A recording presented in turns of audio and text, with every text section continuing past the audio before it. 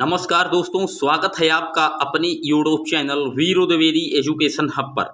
उम्मीद करता हूं कि आप बेहतर होंगे, आपका परिवार पूर्ण रूप से स्वस्थ, खुशहाल और मस्त होगा। डियर, आज हम बात करेंगे पर्यावरण अध्ययन के टॉप 35 महत्वपूर्ण प्रश्नों की, जो कि आगे आने वाला यूपी टेट हो या सुपर टेट हो या कोई भी ऐसी एग्जाम आप देने जा रहे हैं जिसमें पर्यावरण अध्ययन से प्रश्न बनते हैं। डियर, तो ये वीडियो सिर्फ और सिर्फ उसी एग्जाम के लिए है।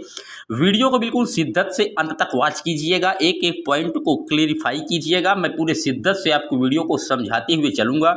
तो चैनल पर जितने भी लोग पहली बार आए हैं, सब्सक्राइब करें, बेल आइकन को ऑन करें और वीडियो को लाइक और शेयर करना ना भूलें। डियर, तो आइए शुरू करते हैं। पहला प्रश्न कह रहा है, इनमें से जैव अपघट्य पदार्थ नहीं है। प्लास्टिक, शीशा, पॉलीथीन या इनमें से कोई नहीं।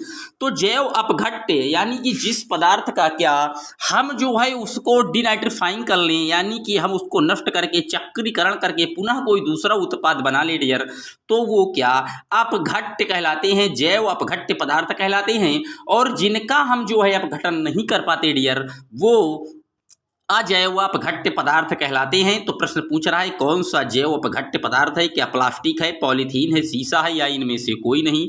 तो बता दें डियर, जो जैव अपघट्य पदार्थ है वो इनमें से कोई नहीं है, क्योंकि प्लास्टिक, पॉलीथीन और शीशा ये तीनों ही क्या अजैव अपघट्य होते हैं। इसका जो डी ऑप्शन है डियर एकदम करेक्ट है, नोट रखिएगा। बात करते हैं अपने अगले प्रश्न की। डचिंगम राष्ट्रीय उद्यान कहाँ है? हिमाचल प्रदेश, जम्मू कश्मीर, सिक्किम या तमिलनाडु में। तो बता दें डियर, जो दचिंगम राष्ट्रीय उद्यान है ये जम्मू कश्मीर में पड़ता है। और जो दचिंगम राष्ट्रीय उद्यान है डियर ये हंगुल के लिए प्रसिद्ध है। इसका बी ऑप्शन एकदम करेक्ट है। अगर लद्दाख में पूछ लेता तो आप बताएंगे कि हिमिस नेशनल पार्क जो भारत का सबसे बड़ा नेशनल पार्क है वो लद्दाख में पड़ता है। और दचिंगम राष्ट्रीय उद्यान दाचिंगम जो है ये जम्मू कश्मीर में पड़ता है। बी ऑप्शन एकदम करेक्ट है। चलते हैं अपने अगले प्रश्न की ओर। चिपको आंदोलन के प्रणेता हैं किरण बेदी, मेधा पाटेकर, सुंदरलाल बहुगुणा या इनमें से कोई नहीं। तो डियर, जो चिपको आंदोलन के प्रणेता माने जाते हैं वो सुंदरलाल बहुगुणा जी माने जाते हैं। और इनके साथ चंडी प्रसाद भट्ट जी का भी नाम नोट डाउन कर लीजिएगा, वो भी इनके साथ जो है इस आंदोलन में सक्रिय रूप से भागीदार थे। और ये आंदोलन जो है उत्तराखंड चमोली जिले के रैणी गांव में चलाया गया था। डियर, तो बी ऑप्शन एकदम करेक्ट है। और चिपको आंदोलन की शुरुआत 1973 से हुई थी, ये भी आप नोट कर लीजिएगा। बात करते हैं अपने अगले प्रश्न की। प्रोजेक्ट टाइगर कब लागू हुआ? 2011, 1970, 2007 या 1973। तो बता दें डियर, जो प्रोजेक्ट टाइगर है ये सेंट पीटर्सबर्ग में 1973 में लागू होने की घोषणा की गई थी। प्रोजेक्ट टाइगर सी ऑप्शन एकदम करेक्ट है। अब बात आई है प्रोजेक्ट टाइगर की, तो बता दें प्रतिवर्ष जो है 29 जुलाई को टाइगर दिवस मनाया जाता है भारत में। और वर्तमान में जो कुल टाइगर है भारत में वो 2967 टाइगर पाए जाते हैं। अगर टाइगर रिजर्व्सों की संख्या पूछ ले कि कितनी है, तो 52 टाइगर रिजर्व इस समय वर्तमान में भारत में है, नोट डाउन कर लीजिएगा। चलते हैं अपने अगले प्रश्न की ओर। समुद्र का कितना प्रतिशत पानी पीने योग्य है? 97%, 2.15%, 0.0% या 0.65%। तो बता दें डियर, जो समुद्र का पानी है वो तो आपको पता ही है 97% क्या खारा है, लवणीय है। अब बचा इसमें 3%। तो 3% में जो 2.15% पानी है वो क्या है, वो बर्फ के रूप में जमा है डियर। और जो पीने योग्य पानी है वो सिर्फ 0.65% है। तो प्रश्न में तीनों ही मैंने बातें आपको समझा दी। अब प्रश्न में पीने योग्य लिखा था तो सी ऑप्शन मार दीजिए। अगर लवणी पूछता तो 97% मारते। अगर पूछता कि बर्फ के रूप में कितना जमा है तो बी ऑप्शन मारते। इसलिए यहाँ पर जो पीने योग्य की बात आई है तो सिर्फ सी ऑप्शन एकदम करेक्ट है डियर, नोट डाउन कर लीजिएगा। बात करते हैं अपने अगले प्रश्न की। VOD5 क्या है? BOD5 क्या है? Biochemical oxygen demand in 5 hour या biochemical oxygen demand in 5 days. तो डियर, जो BOD5 है, 5 का अर्थ आप पकड़ लीजिए 5 डेज होता है और डेज सिर्फ बी ऑप्शन में लिखा है। तो हमें आगे के ऑप्शनों को देखने की कोई आवश्यकता नहीं डियर, बी ऑप्शन एकदम करेक्ट है। और VOD से क्या किया जाता है तो बता दें डियर, VOD किसी भी नदी की, किसी भी जल की, किसी भी जो गल की गुणवत्ता है उसने ये पता लगाने के लिए बीओडी परीक्षण किया जाता है कि जो इसका ऑक्सीजन लेवल है वो कितना प्रदूषित है डियर। तो बी ऑप्शन एकदम करेक्ट है डियर। बात करते हैं अपने अगले प्रश्न की। हरित ग्रह प्रभाव के द्वारा पृथ्वी पर कौन सा रेडिएशन होता है? UV radiation, gamma radiation, infra radiation या एक्स रेडिएशन? तो डियर जो हरित ग्रह प्रभाव के लिए रेडिएशंस है वो यूवी रेडिएशंस माने गए हैं, यानी कि अल्ट्रा वायलेट रेडिएशन। और अल्ट्रा वायलेट किरणों को पृथ्वी तक आने में जो सोख लेता है वो समताप मंडल में ओजोन लेयर पाई जाती है, और वही ओजोन लेयर जो है ये अल्ट्रा वायलेट रेडिएशन को सोख लेती है डियर। तो याद रखिएगा। चलते हैं अपने अगले प्रश्न की ओर।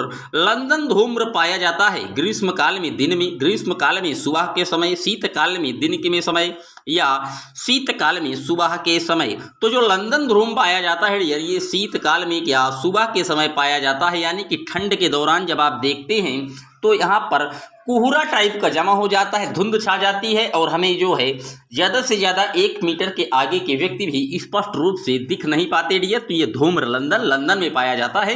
डी ऑप्शन एकदम करेक्ट है। बात करते हैं अपने अगले प्रश्न की। हवा का एक तीव्र भंवर जो समताप मंडल में बनता है और अंटार्कटिका के ऊपर छाया रहता है कहा जाता है? ध्रुवीय समताप मंडल बादल, ध्रुवीय बवंडर या ए और बी दोनों या उपर्युक्त में से कोई नहीं? तो डियर जो हवा का एक तीव्र भंवर है और कहाँ स्ट्रेटोस्फीयर में बनता है, यानी कि समताप मंडल में बनता है और अंटार्कटिका के ऊपर छाया रहता है, तो इसको हम कहते हैं क्या? ध्रुवीय बवंडर। बी ऑप्शन एकदम करेक्ट है। आप अपने आसपास पड़ोस में कभी देखते होंगे कि कभी कभी हवाएं जो है गोल गोल स्थान पर एक स्थान पर घूमते हुए ऊपर की ओर जाती हैं, तो इसको गांव की देहाती भाषा में कहते हैं, कुछ लोग कहते हैं कि बड़ोवर आ रही है, यानी कि इसमें भूत है, लेकिन ऐसा कोई भी रीजन नहीं है डियर। ये सिर्फ और सिर्फ क्या हवा का एक तीव्र भंवर है। जब एक ही स्थान पर हवा तीव्र रूप से भंवर में फंस जाती है तो ध्रुवीय बवंडर का निर्माण कर देती है। ये सिर्फ और सिर्फ एक ध्रुवीय बवंडर है। ये भ्रामक खबरें हैं, उनसे आप दूर रहिए। बी ऑप्शन एकदम करेक्ट है।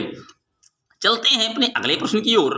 भोपाल गैस त्रासदी निम्न में से किसके कारण हुई थी? मीथेन, फॉस्जीन, मेथिल आइसोसाइनेट या मेथिल एमाइन?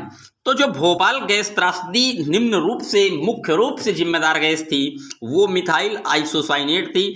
लगभग 97% मिथाइल आइसोसाइनेट थी और 3% फॉस्जीन गैस भी थी। लेकिन यहाँ ऑप्शन में दोनों दिया हुआ है, तो आप मेथिल आइसोसाइनेट यानी कि EMIC मिक को मारिएगा। और ये घटना जो भोपाल में हुई थी वो बता दें डियर 3 दिसंबर 1984 को हुई थी। नोट डाउन कर लीजिएगा। चलते हैं अपने अगले प्रश्न की ओर। श्वेत फेफड़ा कैंसर होता है क्या एस्बेस्टस से, पेपर से, सिलिका से या टेक्सटाइल से? तो डियर जो श्वेत फेफड़ा कैंसर है वो टेक्सटाइलों में काम करने वाले वर्करों का, जो टेक्सटाइल जो आप देखते होंगे, आप घर में टाइल वाइल्स लगाते होंगे, तो ये जो टाइल्स की कटिंग है जिसको कटिंग की जाती है तो इसमें सफ़ेद भूरा टाइप का पदार्थ उड़ता है और यही जो है व्यक्ति में क्या टेक्सटाइल्स में रक्त जो है श्वेत फेफड़ा कैंसर का निर्माण कर देता है डियर। तो सी ऑप्शन एकदम करेक्ट है। इतिहास में पहली परमाणु दुर्घटना हुई थी 16 अगस्त 1945 को, 26 अगस्त 1945 को, 6 अगस्त 1945 को, 28 1945 को।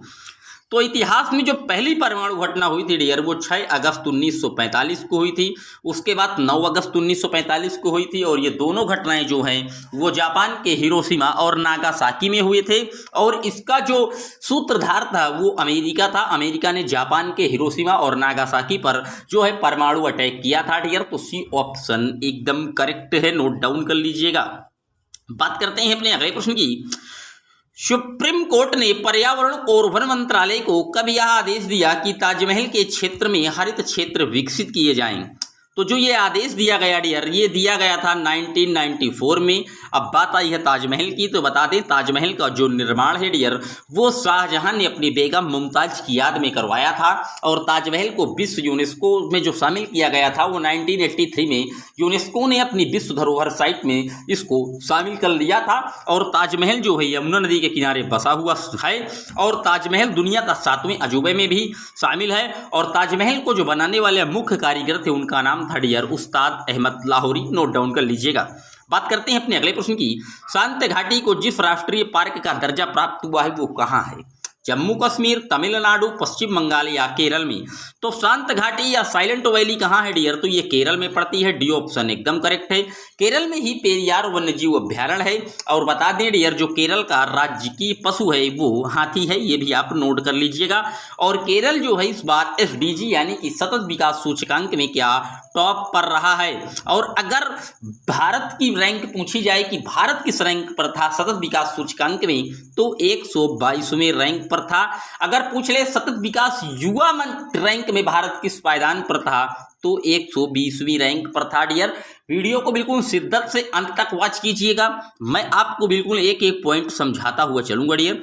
बात करते हैं अपने अगले प्रश्न की।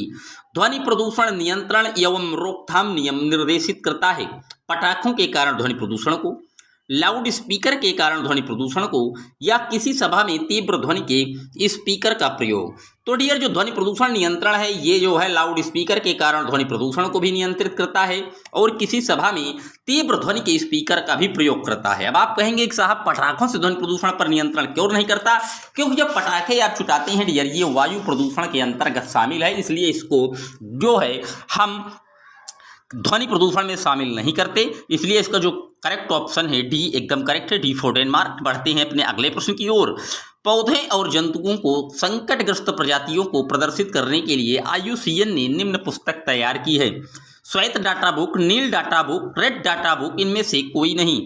तो बता दें डियर, जो IUCN है इसकी स्थापना 1948 में हुई थी और इसका हेडक्वार्टर जो है वो स्विट्जरलैंड में है। और जो ये IUCN बुक जारी करती है, जो तैयार की है या जारी करती है, वो रेड डाटा बुक है। इसमें जो है क्या, रेड डाटा बुक में क्या संकटग्रस्त जीव जंतु पादप इत्यादि की वैरायटीज को शामिल करता है और फिर उनके संरक्षण के लिए जो है उपयुक्त मार्गदर्शन भी प्रदर्शित करता है, जो वह प्रस्तुत करता है। तो बी ऑप्शन एकदम करेक्ट है। बात करते हैं अपने अगले प्रश्न की। विश्नोई संप्रदाय स्थापित किया गया था BR अम्बेडकर, भजनलाल, गुरु जम्बेश्वर या जोधपुर के राजा?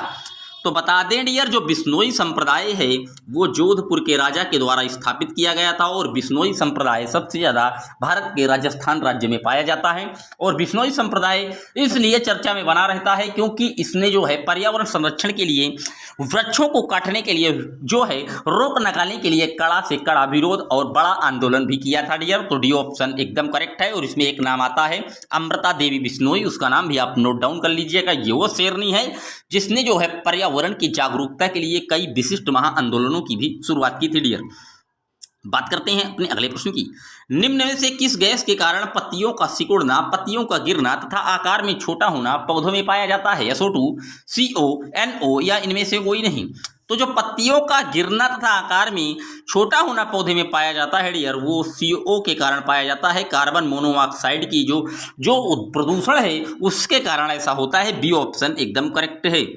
बात करते हैं अपने अगले प्रश्न की। पानी में पाए जाने वाले रेडियो सक्रिय पदार्थ का अंश का कारण बनता है कैंसर का, आंख से पानी गिरने का, DNA विखंडन का या उपर्युक्त सभी? तो पानी में अगर रेडियोधर्मी पदार्थ का अंश मिल गया डियर, तो ये कैंसर भी बना देगा, आंख से पानी भी गिरेगा और DNA का विखंडन भी कर देगा। यानी कि उपर्युक्त बातें, तीनों ही बातें एकदम करेक्ट है डियर। चलते हैं अपने अगले प्रश्न की ओर। महासागरों में जल स्तर वृद्धि का कारण क्या है? ध्रुवीय प्रदेशों में बर्फ का पिघलना, अत्यधिक वर्षा, अम्ल वर्षा या उपरोक्त में से कोई नहीं? तो डियर, जो महासागरों में जल स्तर की वृद्धि का कारण है या ध्रुवीय प्रदेशों में क्या बर्फ का पिघलना है। और बर्फ क्यों पिघल रही है? तो ये ग्लोबल वार्मिंग के कारण ऐसा हो रहा है। जब तापमान क्या अत्यधिक गर्म हो जाएगा डियर, तो जो है जो विशाल हिमशैल हैं, ग्लेशियर्स हैं, या जो ध्रुवीय प्रदेश में जो ग्लेशियर्स हैं वो ऑटोमेटिक क्या पिघलने लग जाएंगे और जो धरती है इस पर जल का जो क्षेत्र है वो इतना ज़्यादा व्याप्त हो जाएगा कि यहाँ पर जीवन भी जो है वो नष्ट के कगार पर जा सकता है डियर। तो ए ऑप्शन एकदम करेक्ट है। बात करते हैं अपने अगले प्रश्न की। इनमें से कौन सा वैश्विक तापन के लिए जिम्मेदार है? क्लोरोफ्लोरोकार्बन, मीथेन, कार्बन डाइऑक्साइड या ये सभी? तो वैश्विक तापन के लिए डियर जो मेन जिम्मेदार है वो है ओ मीना का जलवा। ये आप सुने होंगे। तो क्लोरोफ्लोरोकार्बन भी, मीथेन भी और कार्बन डाइऑक्साइड, ये तीनों ही जो है जिम्मेदार हैं। तो डी ऑप्शन एकदम करेक्ट है डियर। बात करते हैं अपने अगले प्रश्न की। हमारा अगला प्रश्न कह रहा है डियर, इनमें से अम्ल वर्षा में उपस्थित होता है नाइट्रिक अम्ल यानी कि HNO3, H2SO4 या CH3COOH या A और B दोनों। तो बता दें जो डियर अम्ल वर्षा में उपस्थित होता है वो नाइट्रिक अम्ल और सल्फ्यूरिक अम्ल दोनों होते हैं, इसीलिए डी ऑप्शन में A और B दोनों लिखा हुआ है और यही इसका एकदम करेक्ट आंसर है। अम्ल वर्षा को हम क्या स्टोन लेप्रोसी के नाम से भी जानते हैं, इसे दीवालों का क्या कुष्ठ रोग भी कहा जाता है और इसी का क्या शिकार है क्या हमारा जो विश्व यूनेस्को की साइट में शामिल है 7 अजूबों में शामिल जो है ताजमहल है आगरा का, वो इस समय एसिड रेन अम्ल वर्षा से ही प्रभावित है डियर। तो नोट रखिएगा, ये थे टॉप 35 महत्वपूर्ण प्रश्न जो कि आपको मैंने एकदम वीडियो को बिल्कुल क्लियर एक एक प्रश्नों को शिद्दत से समझाते हुए चला हूं और मुझे यकीन है कि आपको एक एक पॉइंट समझ में आए होंगे। तो ये था आज का वीडियो, मिलेंगे आपसे हम एक और वीडियो में जल्द ही। तो जितने भी लोग पहली बार आए हैं अगर अच्छा लगा है तो सब्सक्राइब करें, वीडियो को लाइक और शेयर करना ना भूलें। तब तक के लिए इजाजत दीजिए। जय हिंद, जय Bharat. Thanks for watching my video.